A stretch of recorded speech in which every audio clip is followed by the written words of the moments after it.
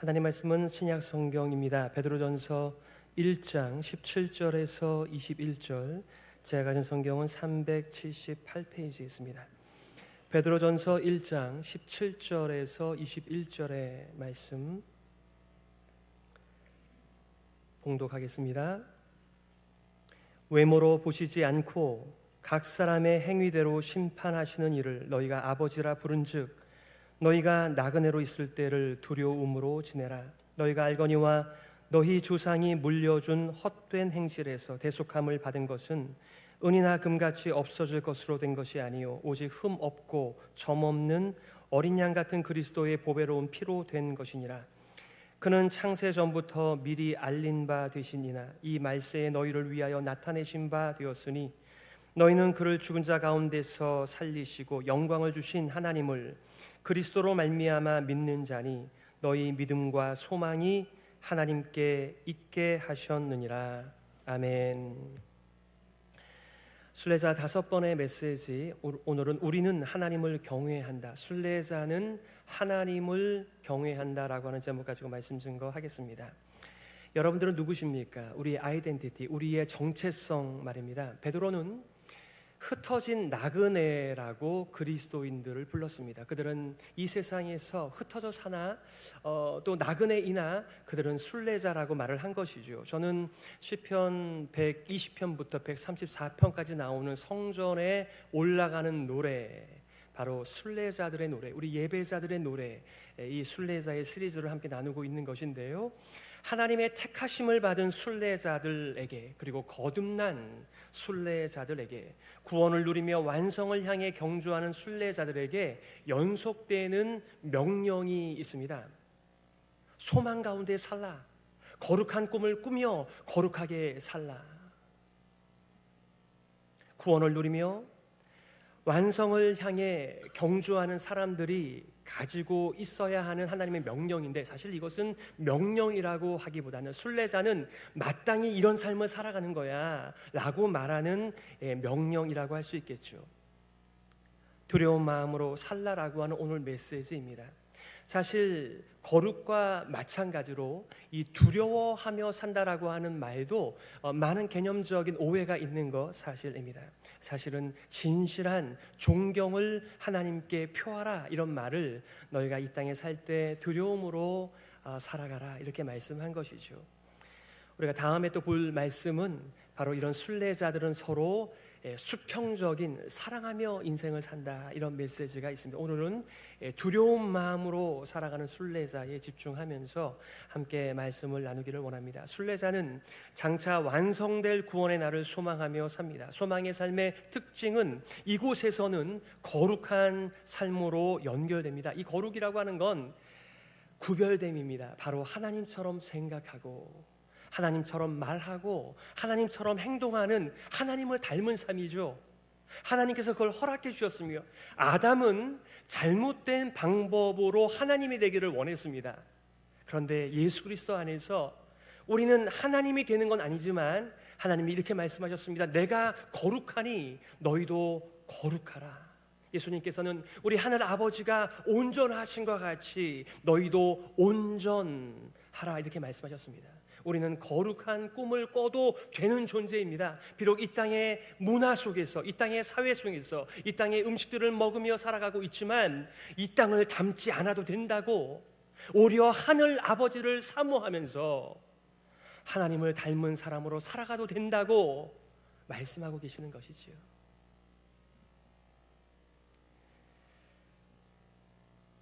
순례자들을 향해 베드로는 하나님을 경외하며 사는 것이 마땅하다, 이렇게 말하고 있어요. 17절이죠. 외모로 보시지 않고 각 사람의 행위대로 심판하시는 이를 너희가 아버지라 부른즉 너희가 나그네로 있을 때를 두려움으로 지내라.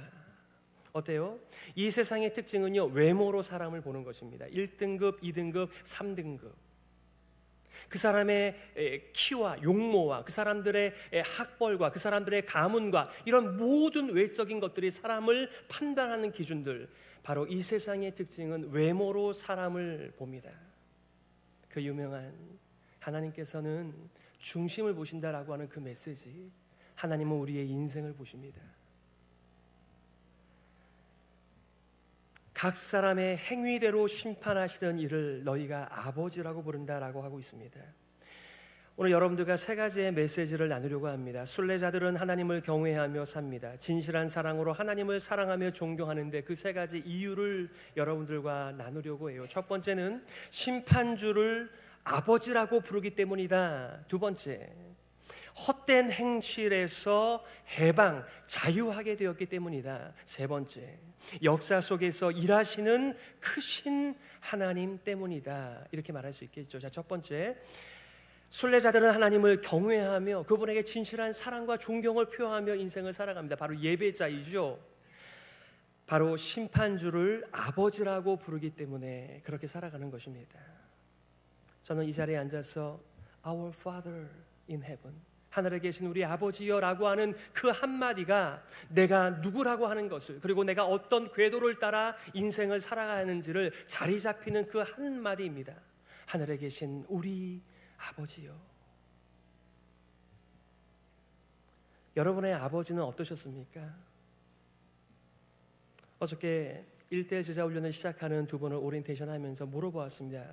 당신의 부모님이 어떠했습니까? 아버님 어떠했습니까? 오래 기다리지 않아요. 그분들은, 제 아버지는 영적 모델입니다.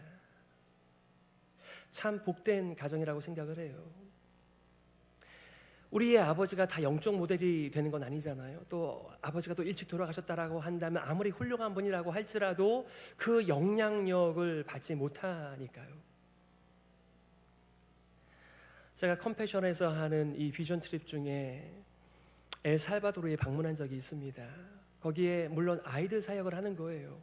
그런데 또 다른 사역 가운데 중요한 것은 아버지가 없는, 등에 어린아이를 하나 업었습니다. 그리고 손에는 또 다른 어린아이를 하나 데리고 있습니다. 그런데 아버지가 없어요. 다들 사고치고 도망간 사람들입니다. 먹고 살아야죠. 머리 깎지 않아도 되지만 일부러 거기서 머리를 깎습니다.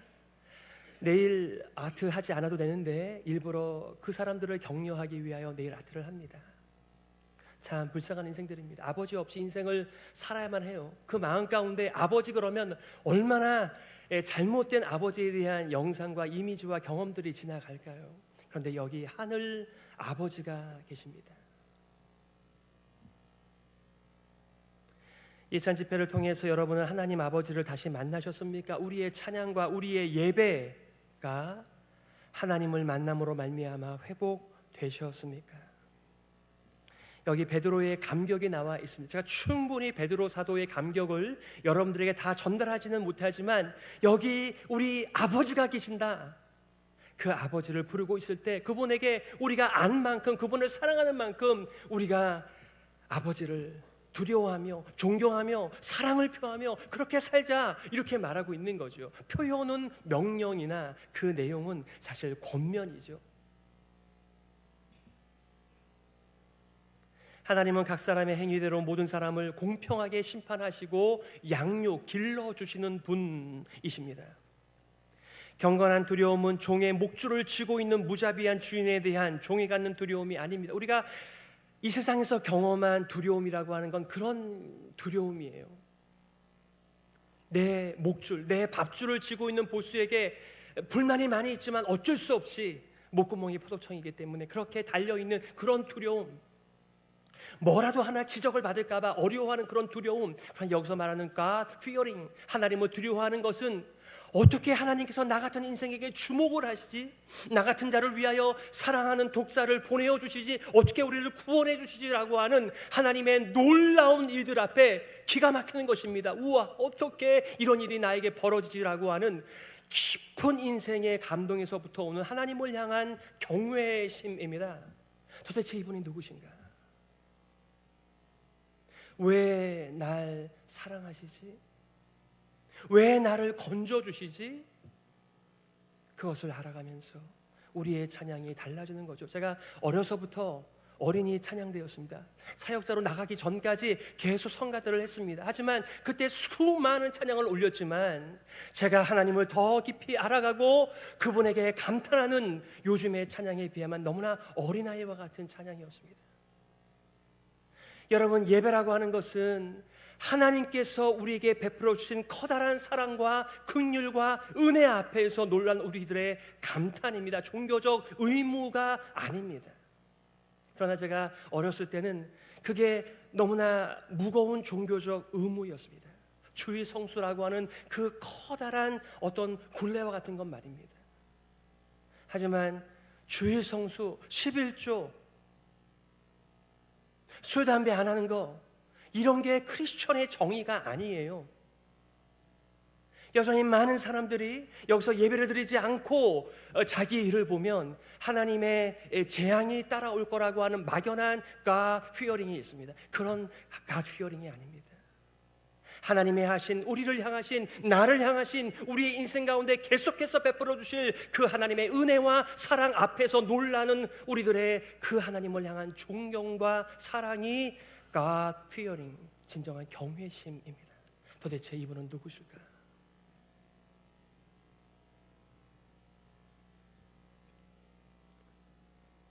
좋은 부모가 차별 없이 자녀들을 양육하듯 공의로운 하나님께서는 모든 사람을 공평하게 판단하십니다. 그러므로 우리는 그분의 다스림에 민감하며 깨어 있어야 되겠죠.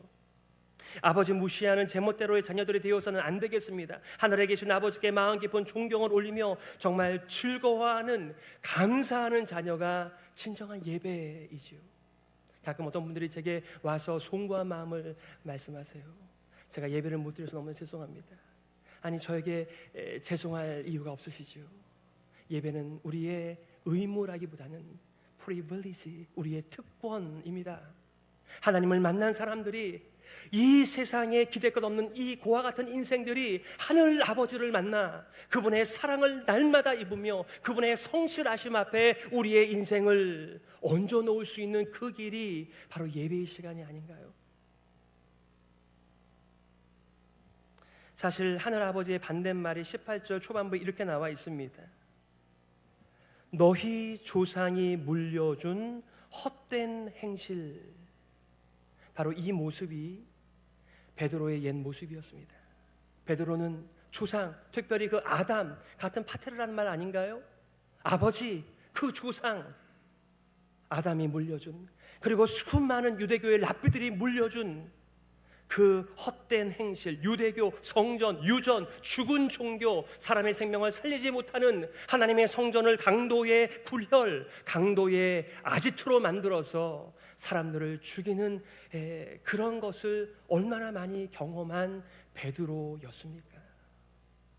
그런데 여기 하늘 아버지를 만나고 나서는 그 하나님의 위대한 일 앞에서 감동이 되어 그분에게 진정한 찬양과 경배와 경외심을 올려드리는 베드로, 바로 흩어진 나그네를 향하여, 순례자들을 향하여 이렇게 말하고 있는 것이죠. 너희가 나그네로 살아갈 때, 너희가 순례자로 살아갈 때 하나님을 경외해라.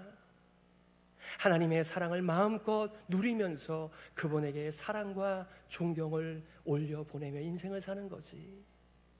어쩌면 사도 베드로에게 사무친 너무나 감동의 메시지를 이렇게 전파하고 있는 것입니다. 여러분의 예배는 어떠십니까? 순례자들은 하나님을 경외하며 살아갑니다. 진실한 사랑으로 하나님을 사랑하며 존경합니다. 왜냐하면 두 번째 이유, 헛된 행실에서 해방되었기 때문입니다. 어렸을 때 이 찬양 많이 불렀습니다. 너무나 멜로디가 흥겨워서 나 자유 얻었네, 너 자유 얻었네, 우리 모두 자유 얻었네 이러면서 많이 불렀지만 도대체 무엇으로부터의 자유인지도 몰랐습니다. 여기 18절, 너희가 알거니와 너희 조상이 물려준 헛된 행실에서 대속함을 받은 것은 은이나 금같이 없어질 것으로 된 것이 아니요, 대속이라는 것, 구속이라고 하는 것, 바로 우리가 그 결과로 자유를 얻게 됐다. 누가 우리를 매니플레이트 할 수 없습니다. 세상에 수많은 것들이 내가 장남이니까, 내가 장녀니까, 내가 남자니까, 내가 여자니까 수많은 사회에서 우리들에게 얹어준 수많은 멍해들을 메고 인생을 살아가지만 우리는 하늘에 속한 자. 베드로는 다시 우리들이 어떤 거듭남의 선물을 받았는지를 상기하고 있는 것이죠. 우리는 일시적인 소망이 아니라, 이 땅에 보이는 소망이 아니라 영원한 소망, 완전한 소망, 바로 살아있는 소망을 가지고 살아가는 하나님의 자녀이다. 이 땅에 있는, 물론 저도 이 땅에 유산이 좀 있었으면 좋겠습니다. 이 땅에 있는 유산의 특징, 썩어지고 쇠하여지고 더러워지는 그런 유산이 아니라 하나님께서 하늘에 간직하신 그 유업을 이을 상속자라고 하는 것을, 우리의 정체성을 확인시켜 주면서 우리는 대속함을 받았다는 것이죠. 요즘에 열왕기 하의 말씀을 새벽에 나누고 있습니다. 엘리사 선지자의 한 선지자 생도가 죽게 됩니다. 그 부인이 찾아옵니다. 우리가 빚이 많은데 우리 두 아들이 다 종으로 팔리게 되었습니다. 엘리사의 기적이 일어나고 있습니다. 룻기에도 보게 되면 보아스가 기업 물을 자입니다. 그가 감당하지 않아도 되지만은 그의 금과 은과 재화를 통하여서 그들을 종으로부터 구해주는 일들이 구약의 배경 속에 있었습니다. 그런데 여기 보니까 은이나 금같이 없어질 것으로 된 것이 아니고 너희의 대속함은 그리스도 예수의 보배로운 피로 되었다라고 말하고 있습니다. 19절의 말씀이죠. 오직 흠없고 점없는 어린 양 같은 그리스도의 보배로운 피로 우리가 구속을 받았다, 대속을 받았다, 자유하게 되었다. 이 세상의 어떤 기증품으로도 영혼을 개선하는 일에 사용할 수가 없어요. 아무리 많은 갑지불을 한다고 하더라도, 은금을 쌓아놨는다 하더라도 우리가 어떻게 하나님의 자녀가 될 수 있단 말입니까? 그런데 우리가 교회에 오자마자 Our Father, 하늘에 계신 우리 아버지요, 그리스도께서 죄인들을 죄의 속박에서 해방하기 위하여 값을 지불하셨습니다. 전도 폭발하시면 잘 아시죠? 그 유명한 십자가 위에서 선포하신 테텔레스타이, 내가 다 갚았다라고 하는 말씀, 더 이상 갚을 것이 없습니다. 우리는 예수 안에서 자유하게 되었습니다. 이제는 얼마든지 하나님의 자녀로 살아도 되고요, 얼마든지 하나님을 닮은 말을 해도 되고요, 얼마든지 하나님처럼 행동해도 되는 거룩의 꿈을 꿔도 되는 사람입니다.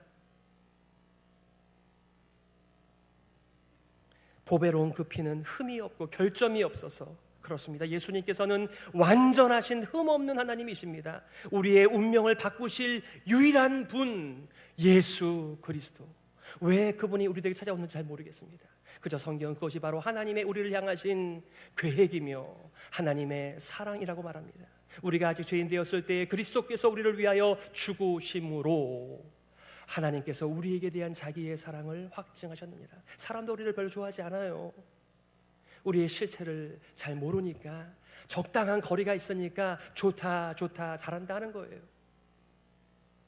그런데 우리의 모든 것을, 우리의 중심을 알고 계신 그 하늘의 아버지께서 그 보배로운 피를 흘려 우리를 구속하셨다, 대속하셨다, 우리를 자유케 하셨다. 여러분 진정한 자유자로 살아가고 계십니까? 사람의 눈치 보지 않고 하나님을 경외하는 마음으로 오히려 그 하나님의 삶을 본받아 정말 다른 사람들을 인격적으로 그렇게 바라보고 계시느냐고요. 사람들마다 다 가격표가 붙어 있습니다. 보이지 않는 가격표입니다. 내가 이 세상에서 터득한 가격표이지만 우리가 예수 안에 있게 되면서, 우리가 구속을 받으면서, 우리가 자유하게 되면서 더 이상 세상의 가격표를 매기지 않아도 되는 자유의 삶입니다. 바로 그것이 하나님을 경외하는 삶입니다. 그러니 세상의 속도에 여러분의 인생을 맞추실 필요가 없으세요. 그래서 사도 바울은 이렇게 고백을 하죠. 그런즉 누구든지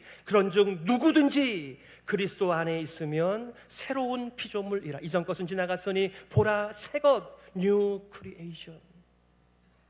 옛날에 효도하지 않은, 요즘에 효도 좀 합니다. 그게 거듭남이 아니고요, 바로 하늘에서 이루어진 일, 우리의 신분의 변화, 예수 그리스도의 보배로운 피로 새롭게 태어난, 이제는 더 이상 일시적인 소망이 아니라 살아있는 소망, 완전한 소망, 영원한 소망을 가지고 살아가도 되는 거룩한 순례자들의 삶, 바로 이것입니다. 순례자들은 하나님을 경외하며 살아갑니다. 진실한 사랑으로 하나님을 사랑하며 존경합니다. 그 세 번째 이유는 바로 역사 속에서 일하시는 크신 하나님 때문입니다. 우리가 역사를 영어로 히스토리라고 말합니다. 그런데 그것을 약간 풀어서 어떤 분은 이렇게 얘기하더군요. 바로 his, 대명사, his, 하나님의 story, his story. 물론 영어 시험부터 이렇게 쓰면은 0점입니다만 역사는 하나님의 일하심입니다. 하나님의 역사입니다. 하나님의 일하심입니다. His story. 오늘 20절과 21절이에요. 그는 창세전부터 미리 알린 바 되신 이나 이 말세에 너희를 위하여 나타내신 바 되었으니 너희는 그를 죽은 자 가운데서 살리시고 영광을 주신 하나님을 그리스도로 말미암아 믿는 자니. 아멘. 우리 하나님은 창세전과 말세를 다루시는 하나님이세요. 가끔 이런 고백을 하는 사람들이 있습니다. 내가 튜이션이 없을 때 하나님께서 어떻게 그렇게 딱 알맞는 때를 따라 공급을 하시는지, 그런 기적 같은 경험이 우리들의 삶에 커다란 메시지가 되죠. 우리 자녀가 아픕니다. 병원에 가서 소용이 없습니다. 그런데 함께 기도하면서 그의 열이 떨어지기 시작합니다. 이런 질병에서 노임을 받을 때 커다란 경험이죠. 너무나 감사한 것이죠. 그러나 그런 여러분들의 주관적인 경험을 잠깐 내려놓으시고 위대하신 하나님의 이 역사 속에서 우리를 구원하시기 위하여, 자기 백성 삼으시기 위하여, 자기의 자녀 삼으시기 위하여, 이 땅의 헛된 행실로부터 우리를 자유케 하시기 위하여 어떤 일을 하셨는지를 한번 주목해 보시기를 바랍니다. 그 크신 하나님 때문에 우리는 그 하나님을 경외하게 되며 그 크신 하나님 앞에 우리의 깊은 마음의 찬양을 그분 앞에 올리면서도 내가 이렇게 더 크게, 더 깊이 있게 하나님을 알지 못한 채 찬양하는 것이 아쉬운 거지요. 그 크신 하나님의 사랑, 말로 다 형용할 수 없다고 우리 찬양하지 않나요? 저 하늘을 두루마기 삼아, 저 바다를 먹물로 삼아 하나님의 사랑을, 하나님의 은혜를 아무리 적어도 너무나 부족하다라고 말하는 그 성도의 고백은 진짜일 거예요. 우리가 오늘도 찬양을 합니다. 오늘도 하나님을 경외하며 그분 앞에 사랑을 고백합니다만 내일 이것을 돌아보게 되면 그때 내가 참 하나님 몰랐다. 우리는 점점 하나님을 예배하는 자로, 찬양하는 자로 자라갑니다. 성숙해 갑니다.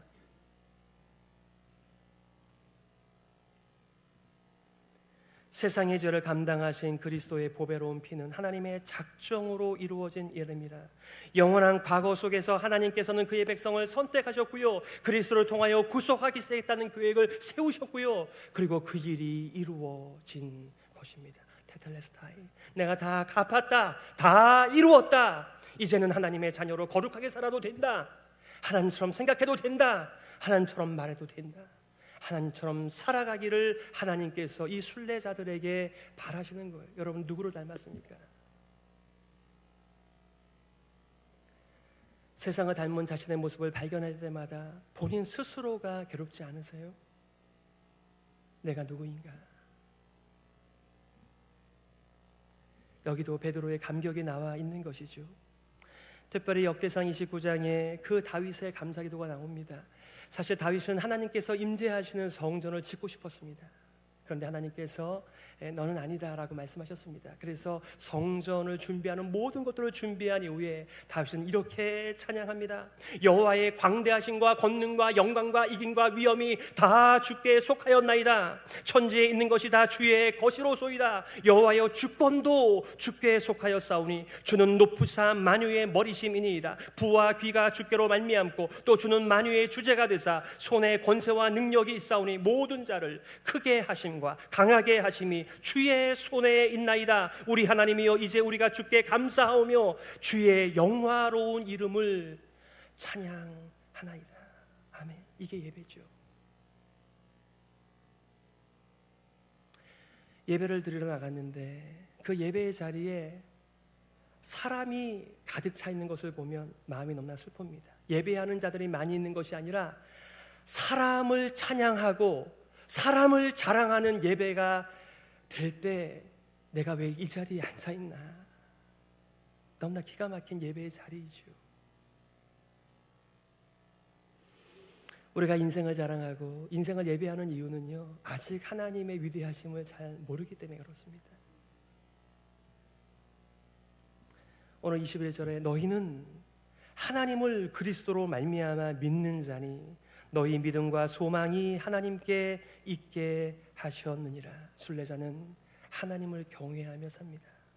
순례자는 하나님을 자랑하며 하나님께 사랑을, 하나님께 은혜를 받으며 하나님께 영광을 돌리는 삶을 살아갑니다. 그게 바로 나그네로 살아갈 때 하나님을 경외하는 삶이라고 말하고 있습니다. 조상들이 물려준, 아담이 물려준, 유대교가 물려준 헛된 가치가 아닌 여기 살아있는 가치가 있는데 바로 믿음과 소망을 하나님께 둔 순례자의 삶인 것입니다. 여러분의 소망이 무엇입니까? 여러분의 믿음은 어디에 있습니까? 그리스도께서 우리를 위해 대속하셨기에 우리는 하나님을 두려워하거나 그의 심판을 두려워하지 않습니다. 대신에 순례자의 삶을 살며 우리를 대속하신 이유대로 하나님을 전적으로 신뢰하면서 완성될 구원을 소망하면서 하나님께 진정한 존경과 마음 깊은 사랑을 고백하면서 참 아쉽습니다, 늘 제 표현이 부족해서요 라고 말하며 예배자의 인생을 살아가는 것이죠. 우리 찬송 23장에 만입이 내게 있으면 그 입 다 가지고 내 구주 주신 은총을 늘 찬송하겠네. 그냥 찬송이 아니에요. 우리의 신앙 고백이고요, 우리의 삶이 거기 녹아져 있는 것이죠. 말씀을 정리하겠습니다. 보이는 것이 전부인 세상에서 보이지 않는 하나님을 경외하며 사는 것이 쉽지가 않죠.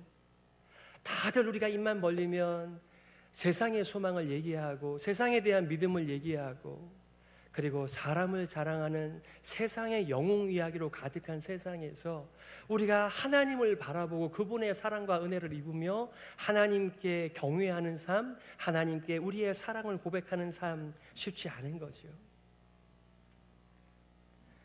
끊임없이 세상은 하나님 없는 삶의 방식을 선전하기 때문에 그렇습니다.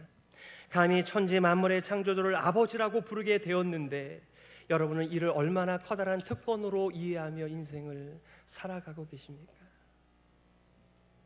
헛된 삶의 방식에서 우리가 어떻게 해방되었는지를 얼마나 감동하는지를 점검해 보시기를 바랍니다. 우리는 여전히 금이 중요하고 여전히 은이 중요하고 내가 쌓아놓은 창고가 중요합니다. 보배로운 피로 우리가 구속받은 거, 대속함을 받은 거, 자유하게 되는 거, 진리가 너희를 자유케 하리라, 이 말씀이 그렇게 우리의 삶의 터전에서는 중요하지 않은 것처럼 보인다라고 말하면 우리는 여전히 세상을 섬기는 것이죠. 어린아이를 얼러주는 하나님과 함께 온 세상, 우주, 만물 그리고 온 역사를 다스리시는 하나님을 여러분은 얼만큼 체감하십니까? 제가 너무나 안타까운 것은 찬양이 가득한 그 시간조차도 사람이 찬양을 받는 너무나 기가 막힌 자리가 되는 것이지요. 누가 눈이 열려서, 누가 귀가 뚫려서 이 성령의 음성을 들으며 살아갈 수 있을까요? 여러분, 지난주 한 주간 동안에 여러분이 하나님 앞에 올려둔 진심의 마음의 찬양은 어떤 것들이었습니까? 그 찬양으로 말미암아 여러분은 더욱더 소망과 믿음이 하나님께 박히게 되었습니까? 바로 거기에 뿌리를 박아 세움을 입어 감사함이 넘치는 진정한 풍성한 삶이 나오기 때문에 그런 것입니다.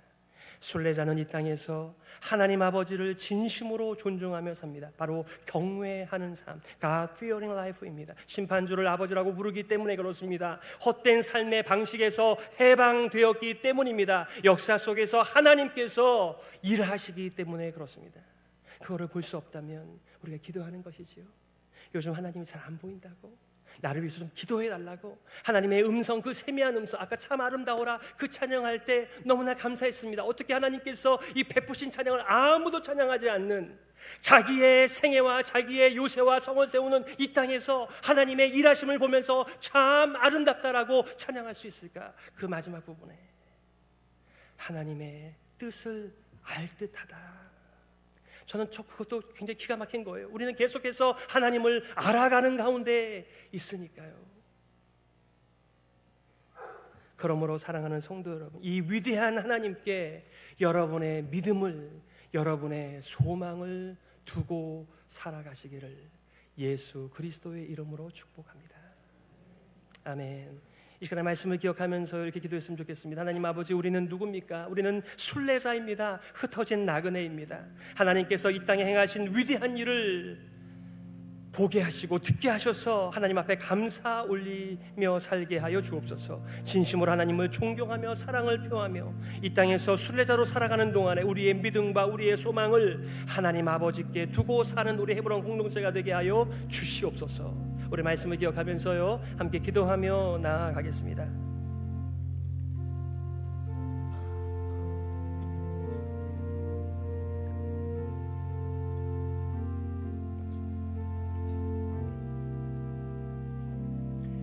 하나님 아버지, 감사합니다.